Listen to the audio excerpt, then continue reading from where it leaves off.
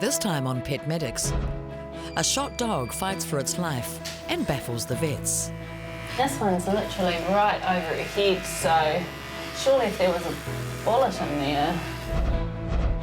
A furry giant captures Kate's heart. Cheese! Marcus visits an old married couple, but they face an uncertain future. They're definitely in love. If you took one away, then the other one would go absolutely nuts.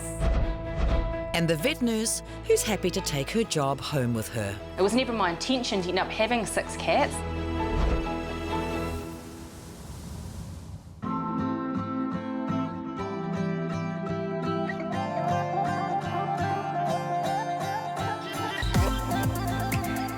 In the coastal North Island town of Tauranga, the vet team spread themselves far and wide to care for the city pets and country farm animals. It's a job that keeps the vets on their toes. They never know what each day and each animal will bring. It's Saturday morning, and a special visitor has senior vet Kate unusually excited. Kylie's bringing her sister's rabbit into us this morning called Miranda. She's a big Flemish giant. I really love Flemish giants. They're one of my things that I really want. Hi Kate, again. Seen lots of you lately. It's love at first sight. Oh, I love her. I know, she's such a big bundle of Flemish giant bunny. She's just so huge, she's so cool, I love her. She's like a cushion, just get comfortable on her there. But there's something making this gentle giant feel extremely uncomfortable. My sister texted me last night and sent me a picture of Miranda's hock, which I initially thought looked quite bad, so I agreed to bring her in. But the problem is worse than first thought. Yeah, she's got the same sort of thing on that side, it's just not as ulcerated. Yeah. So it's called sore hocks. Yeah. It's a little infection from like a pressure sore almost. Just getting a bit infected, you can see it's gone all inflamed. Yeah, but she sort of probably only spends really... Kay tries to identify possible causes. Could Miranda's living environment be a factor? Like if they're hanging out on really abrasive surfaces or hard surfaces all the time. She sort of probably only spends really around about 25% of her time in her hutch. The rest of the time she's free range, bopping around the backyard. Yeah, and in the backyard it's just grass or... There are some areas of cobblestoning, but it's just mainly grass, and she's actually working on a burrow at the moment. Yeah. It seems Kate's got a mystery on her hands. Miranda, come on. Just what is this big bundle of bunny hiding? Meanwhile, down the hall, an emergency case has come in. Good girl, sweetie. Good girl. Robert has rushed his beloved dog Blondie to the clinic with bullet wounds to her face. Good girl. She came home looking like this. The guy down the road had 3 shots. No one knows why Blondie was shot, but by wandering off her own property, she may have made herself the target of a local farmer protecting his stock. She's been shot, I think, with a 22. Blondie is lucky to be alive, and Vet Catherine knows there's no time to waste. So she's just in a little bit of shock at the moment, and probably obviously a little bit of pain too. She's got at least 2 wounds on her. I suspect at this stage that they're actually grazes from a bullet, just because she is remarkably stable, and she's still got really good colour. Catherine and Robert have to hope that the bullets have just skimmed Blondie's face and are not still inside her. We get her some intravenous fluids and give her some pain relief, and then look at x-raying her and seeing what we've actually got. The x-ray will tell Catherine where the bullets have gone. Robert is still in shock. Well, I'm hoping for her to have a full recovery.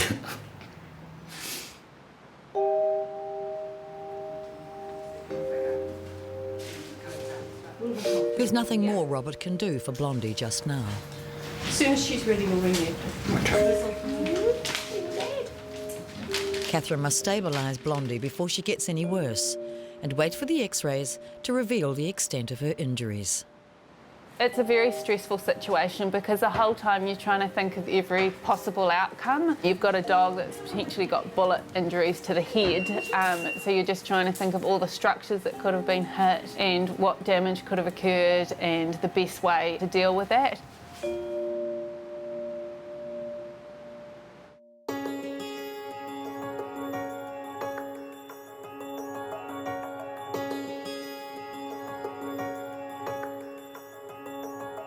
Mixed animal vet Marcus mainly works out of the clinic, and that suits him just fine. Yeah, I prefer the big animals. I much prefer to see a horse, actually, rather than something like a cat. Today, Marcus is off to see an elderly horse couple, Ricky and Summer.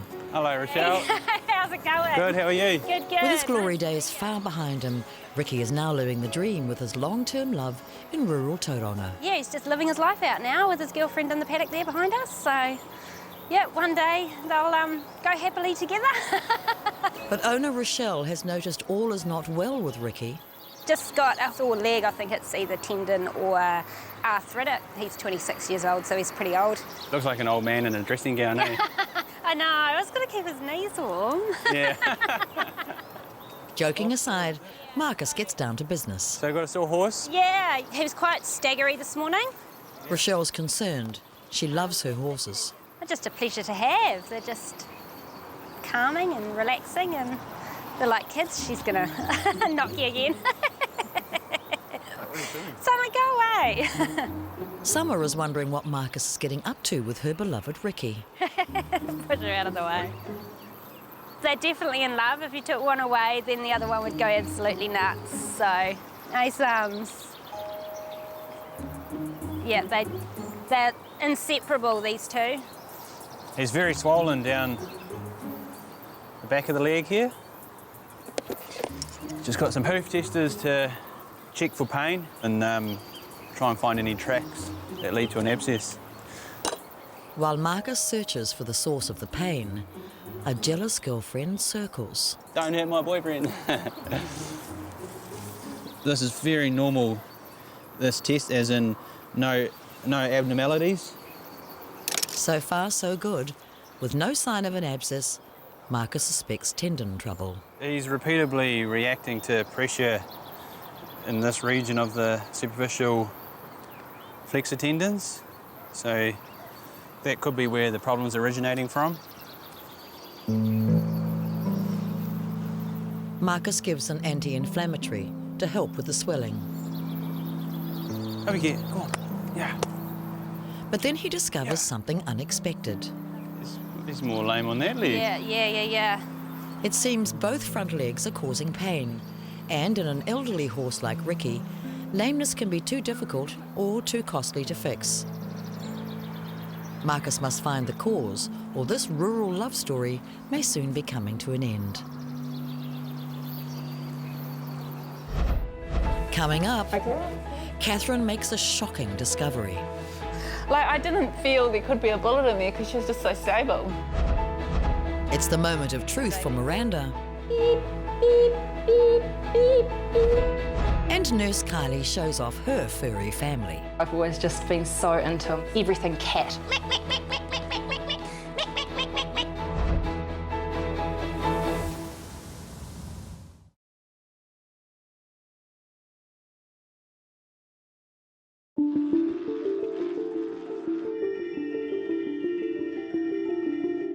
Bull Mastiff Blondie has been shot in the head and has gone into shock. Vet Catherine has administered pain relief and is now preparing Blondie for a crucial X-ray. I'll just start to look at the wounds a little bit further because one in particular is dripping a reasonable amount of blood. Still not convinced would have a whopping big kind of bullet in there as such. Catherine is amazed that Blondie is still alive. This one's literally right over her head, so surely if there was a bullet in there. Okay, let's try and start the lateral. The X-ray should identify the path of the bullets. Dogs often need to be put under for an X-ray, but Blondie is still in so much shock that she lies very still. Oh, you're being such a good girl, Blondie, I know. It's been a rough day. Yep. As the first X-ray comes through, the vet team can't quite believe what they're seeing. The bullets have broken into several pieces and are still lodged within Blondie's upper body. I didn't feel there could be a bullet in there because she was just so stable. Yeah. But there is. The X-rays reveal the shocking truth of what Blondie has suffered. It's remarkable that she's still alive. It doesn't look like a bullet's pierced anything too terrible like the aorta or anything like that, obviously, because we're now 2 hours post-injury. Catherine will need to operate, but Blondie is still in shock and must be stabilised first. We've still got her on a really high, fast rate of fluids. I've given her further pain relief and I've started her on antibiotics. When I saw her, you know, still reasonably bright, you know, walking, if you had told me she had 3 bullets inside of her, I probably wouldn't have really believed you. Catherine gets in touch with owner Robert to let him know how Blondie is doing. She's going to be okay though. We are still in the early stages of the injury and we still do need to take her to surgery and explore. At this stage, she's been a very lucky dog, all things considered. So if I was you, I'd ring the police and at our end, we'll look after Blondie. It's been a really big shock for him too and he's just still processing it. Blondie's a really beloved family pet, so obviously it's been quite an ordeal for the owners. Blondie's ordeal is far from over. Before surgery can be considered, she must first make it through the night.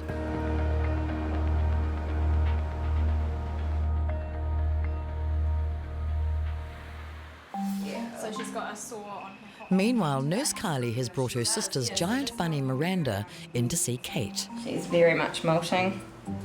Kate's been trying to figure out the cause of some mysterious wounds on the Flemish giant's paws. She's got a bit of a swelling and sore on her hock there, just a little sort of infected callus almost. I don't think it's actually gone as deep as her bone or anything at this stage, so that's a really good thing. Kate thinks the answer might lie in this bunny's bulk. Okay, let's weigh this bunny. Right. Oh, I need a crane. Beep, beep, beep, beep. It's the moment of truth. Come on, Miranda. Oh. 6.9. 6.9. Normal bunnies, what are they? Normally max out at about 2 kilos or so? Standard size, yeah. Yeah. It's the missing piece of the puzzle of Miranda's poor old paws. She is definitely overweight, and that's definitely a cause of it. Because rabbits sit down on their hocks all the time, puts a lot of pressure on the skin there, and in her case I think it's just getting to the point where it's starting to cause her issues now. Kate's taken the opportunity to check out the rest of her and indulge her love of Flemish giants, starting with her gnashes. Good. Rabbits' teeth grow continually throughout their life, so they can get all sorts of problems with overgrown teeth. Luckily, they're all good. Cheese. At this stage, everything feels normal in her belly there, and No babies? no babies. You're not that kind of bunny. It looks like Miranda's days of feasting are over. So we're going to try and get some weight off her. Yeah. We'll treat her with some oral antibiotics as well as some topical antibiotics to treat the infection. Strict diet. Look at that, that's a belly. Say cheese. Nurse Kylie has her own animal obsession, and it's not Flemish giants. Waiting at home is a large furry family. This is Harry. Harry is 8 kilos. He is a humongous cat. He's not overweight, he's just big boned. It's your girlfriend down there. Harry's girlfriend is Jennifer. That's Jennifer. It was never my intention to end up having 6 cats, but somehow I accidentally ended up with 6 cats. This is Mervyn. He looks like a wizard. Willard likes me being quite rough with him. Gentle hands. She's very tolerant because she has to be. They entertain me, they fill my days, they frustrate me, they leave a lot of hair everywhere, but I really wouldn't have it any other way. I smack your bottom because you like having your bottom smacked. I mack, mack, mack, mack, mack, mack, mack, mack, mack, mack, mack, mack, mack, mack. It looks like cat chaos, but Kylie loves it. I've always just been so into everything cat. I like to collect cat ornaments, I like cat clothes, things with cats on them. So, yeah, love all animals, but particularly cats. A lot of love in this family. And she hopes to pass her love of animals on to the next generation. With my 2-year-old son, Jed, they're really a good sort of tool for him to learn empathy and compassion for everything living. I'm really wanting to instill that into him, that it's so important to treat every living thing with respect. Coming up, will Blondie make it through the night and onto the operating table? Just a worry about whether she's going to make it. And will this love story have a happy ending? Like, I don't even think I could get him on the truck, to tell you the honest truth.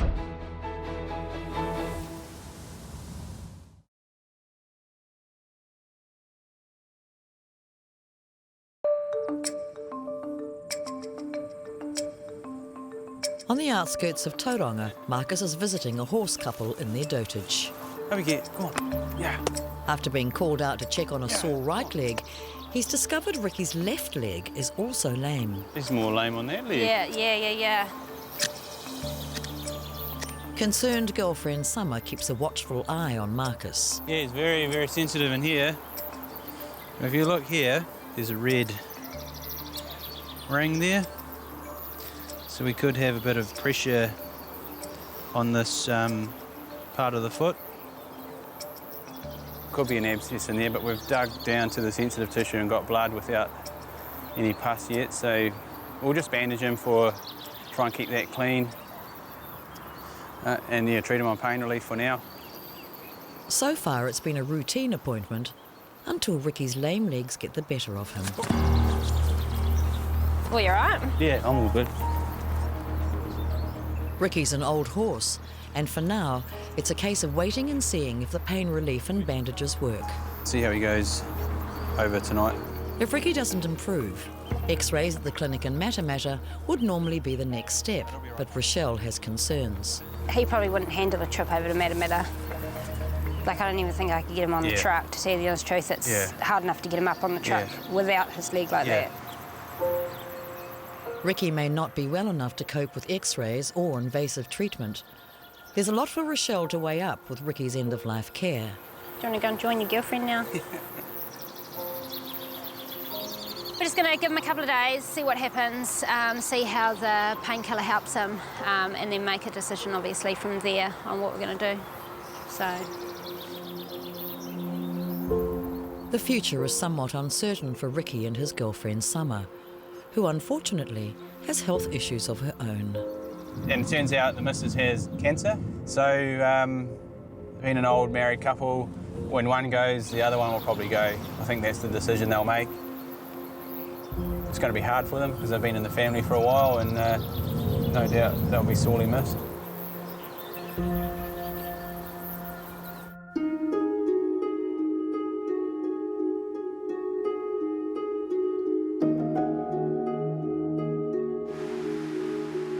It's Sunday morning at the clinic, and Blondie the bull mastiff has survived the night, with bullets still in her body. But is she fit enough for her operation? Hey, good girl. Come on.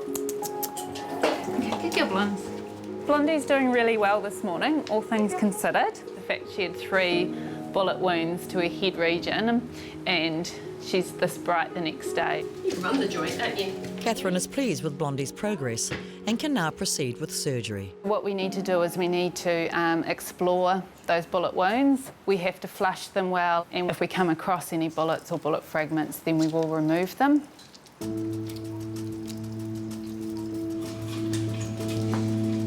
Catherine checks each wound for bullet fragments and then cleans them. Her main concern now is infection. Just got some sterile flush here. And we'll just lavage them.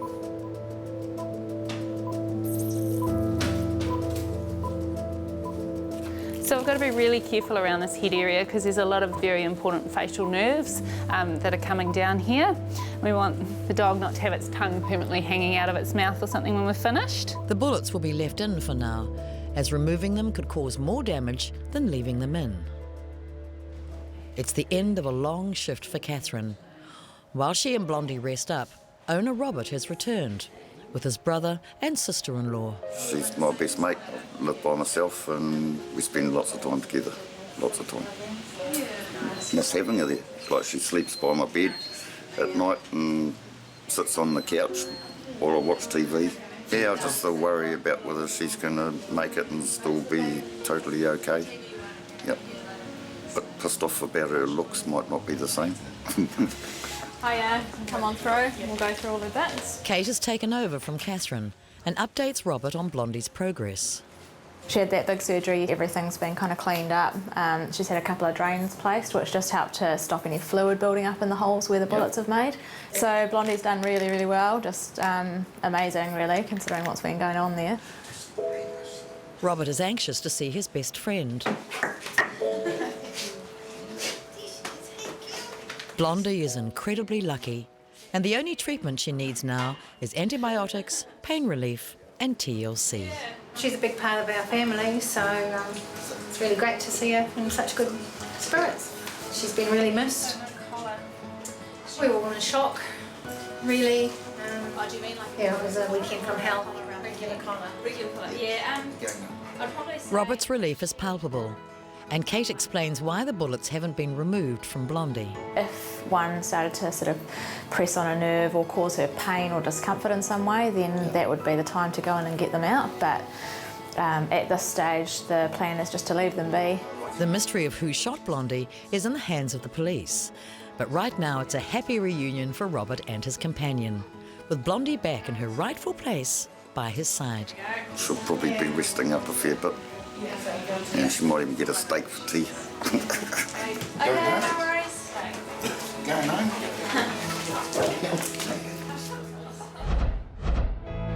Next time on Pet Medics, Holly sees a golden retriever who can't stop panting. Has this old dog had her day? Is this going to be like terminal illness? Max meets a devoted pet parent. Just love my goats. And it's too close for comfort for vet nurse Kylie when one of her own develops a mysterious lump. I may learn something today that I don't want to know.